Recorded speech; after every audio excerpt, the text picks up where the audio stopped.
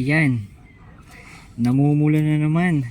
Mukhang meron na naman nga tayong isang tandang pa. Quality itong mga idolo. Woohoo! Tapos mga idolo, yung isa nating inahin na nanay din nila, nang itlog na.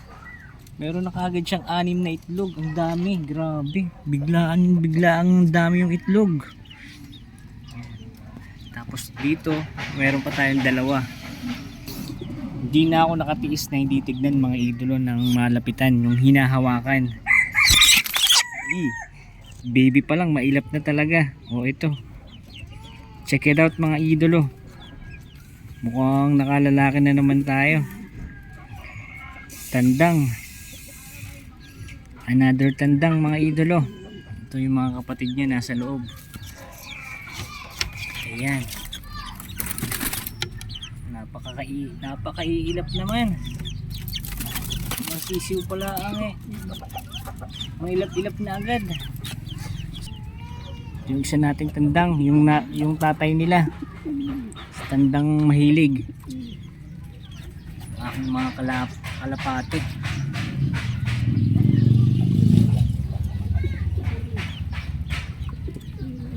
Meron pa isa dun. Yung ating mga kalapate imported dyan. Kaso nga lang hindi natin nalagyan ng tag.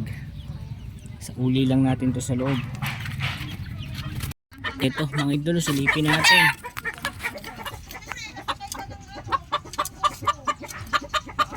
Ayan yung ating tandang na pinares natin sa ating labuyo.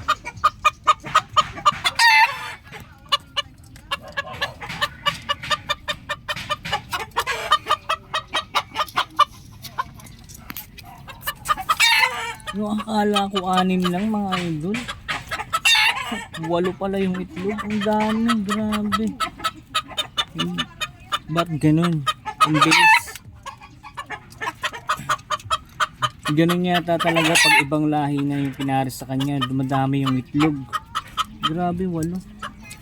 Tindi, inom.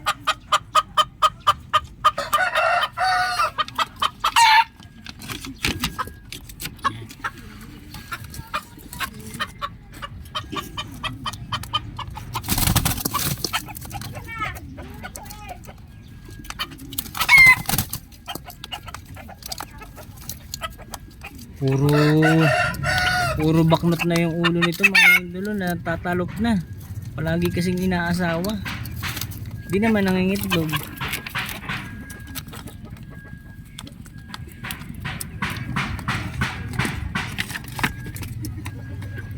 Yan, dito naman mga idolo.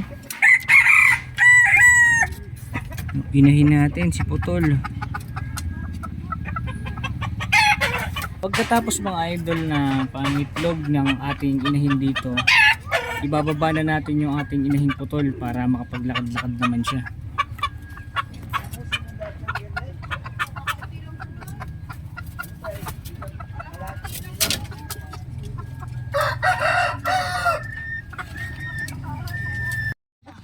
Grabe mga idol, yung manok na parawakan talaga, ang laki. Taas na ng kulungan nila pero ang laki. Nang itlog na rin niya. Ayun, grabe, ang dami ng itlog mga idol.